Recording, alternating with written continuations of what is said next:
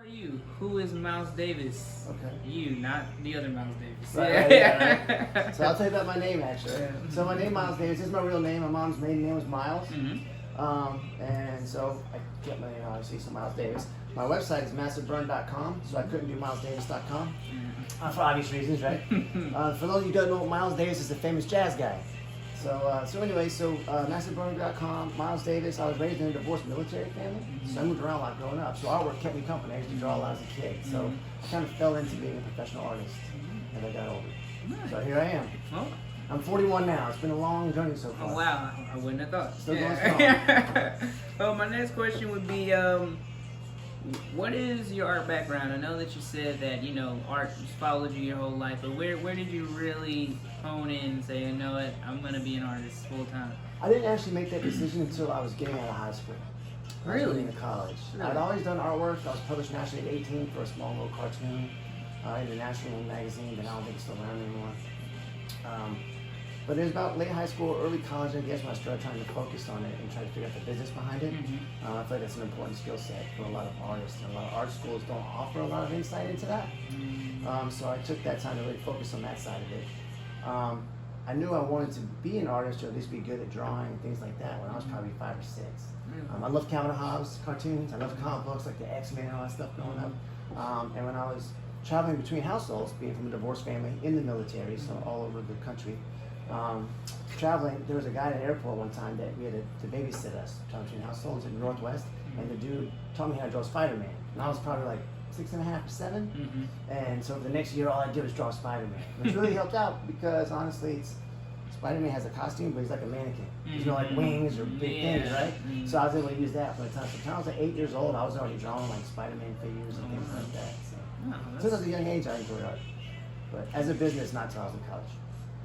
Well, that's the short answer. Sorry. We all start, you know, when we're ready. Though we were obviously ready before a lot of us. Let's go into it, right? Yeah. Naturally interested in it, so here I am. Next question would be, what do you teach at the Art Center, and how long have you been teaching there? I've been teaching there for once like 8 years, maybe.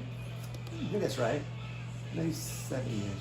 But anyway, I did a summer camp, and then I started doing the homeschool kids, and I teach the basic cartooning for kids ages 6 to 12, or 7 to 12.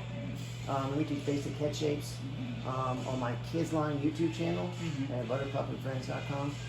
We actually have videos where I teach some of the lessons in like 10-minute form. Oh, wow. That I teach these kids at the class. Oh, nice. So I teach them basic head shapes and how to build their characters and let them come to life. Nice. So that's basic cartooning. And then I also do artist trading cards, which is a lot of fun for the kids. Yeah. You just grab some paper, have a good time, and at the end they trade. So it's a very creative class. Hey, what's up? So this is my space. This is Massive Burn Studios.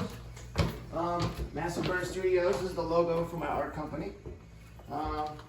It's a mess, of course, as an artist space usually is. So here you go. This is above my 2-car garage at my residence. And yeah, this is where I spend most of my time. So to give you a quick tour, everything you're pretty much seeing in this vicinity is all in progress. So it's not on the website yet. So these are still pieces I'm working on. So you can come up over here, just watch your step. There's some cans on the ground drying. This is where I do a lot of my drafting and my business stuff, where I do messages and I check prints, and I got different designs. I do sketchbook studies for future paintings. I'm doing there.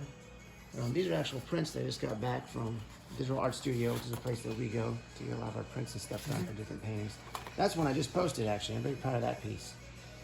Nice. With our current culture and the tumultuous attitudes about everything, this is kind of a poignant piece, I thought, so I put that out. So this is where I paint. This is great because I have natural light. So once I pass over here, I usually work till about 10 or 11 at night, and boom, here's a piece I'm working on now. Oh, what inspired it? This piece is actually an older concept that I've had for a long time. And this is 1/3 of a larger piece. It's called the Flower Pickers, and it's really, for me, the concept was more about a conceptual version of like the Angels of Death, like plucking life, so to speak. So I'm still kind of working on that concept. I'll probably do some space scenes, and they're like little smoke, I guess, or fire coming off of them. And that's going to come in and do metallics and things like that. So this piece over here, I don't know if you can see it very well. Look. This is all stuff I've worked on since quarantine started. Oh, wow. Since COVID. So a lot of this stuff I've been working on for a couple of months here and there between other professional projects. So just watch your step here, these cords. I'm old school. I'm not all digital. I actually got a bunch of cords over here. So, again, all this stuff is in progress. So this is one of my favorite pieces I'm working on right now. It's called March of Life. What's really cool is it's kind of a conceptual version of a life cycle, and it's kind of loosely based on a female. When she's born and baptized, the celebration of life, she gets older, she catches the eye of the suitor, so to speak. She gets pregnant, starts having kids, and then she dies over there at the end. You can see her in the morning veil. And that's the swan song. There's a guy on a piano. That's supposed to represent the crucifix in a weird way, I guess. But that mask, he's giving the flower to her because she's giving life, and then she's going to lose her life later, of course. Oh, wow. But what's cool is this side of the piece here matches up with that side of that piece. So this actually goes over itself infinitely. Oh, wow. So, but yeah, it's called March of Life. I still have to do some detail work on it, but this is nearing the finish line, so I'm excited about it. So that's why I'm glad you guys came to the studio. You can see stuff like this. Man. I'm not going to bring this to Mable House, right? Unless I'm having a show. I mean, we would love to have it if you do, yeah. So this is a cool piece. This is a whole series called my Totem series. There's another piece in that series I'm working on. That's okay, man. They're all acrylic. They're all acrylic and mixed media, so they're pretty tough pieces. This is called Jacob's Ladder. I try to mix a lot of science and spirituality in my work. So this is my fine art. I also do kids' books, and I'll show you a couple of those too. Oh, we'd love to see it. But yeah, so I got a lot of work in progress. Here's those other two pieces from the one on the easel. Here's the other two that go to that series. Oh, wow. So you can see they all match up. This is not in the correct order. Well, this one is actually. So this is the left side, this is the middle, and the piece over there is the right side. So I still got to work on these details and match it all up. But it's coming together. It's kind of neat, huh? It's very neat. So that would be really good on the hallway, like down like a museum hallway or something. So anyway, and then I got blank canvases here I'm working on. Over here is mural designs. Oh, wow. So I'm just working on, this is like a MARTA station mural concept I'm kind of working on. Hopefully I'll get approval. This is a police station mural, but due to everything going on, of course, it got postponed, which is understandable. But I was going to do two big square canvases, Lady Justice and Lady Liberty. And the window for the station was going to be here, so it'd be on two sides. Oh, wow. So, look on some real stuff. There's some of my kids' book stuff. Oh. That's the old style, too. I got some new styles. I think a lot of kids will be familiar with this at the Art Center. Exactly, yeah. And these characters is kind of the system that I use, is what I teach the children in their basic cartooning class. Nice. So I teach them how to, her head's a circle, and like her little body shape, and the way I do hands, I teach the kids like little tricks that they can use to build their own characters, not copy mine necessarily. So that's kind of what I do there. So I got my little piles, like creative piles, right? I'm pretty sure it's very organized in your head. Yeah. I like to think so. Yeah. And then I got my sketchbooks over here, of course, that I go through if I get ideas. I'm probably about 5 years behind. Oh, man. So I got a long way to go, and I keep adding to it. So it's a journey, you know? Yeah. Being an artist is a lifestyle.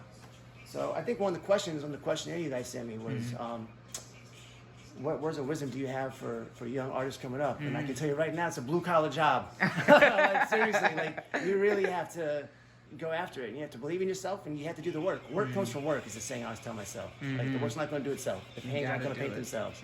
So if you want to be a really talented artist, whether you want to do a business or just be really good at it, you got to do the work and practice. So I try to focus on that, and I try to stay organized with my time. No, thanks again for letting us visit your studio. Maybe we'll do this sometime again when you got some really big piece that you want to show us. But we really appreciate you and everything that you do for the Mable House Arts Center. Sure thing. Thanks, James. All I appreciate it, man. Y'all have a great day.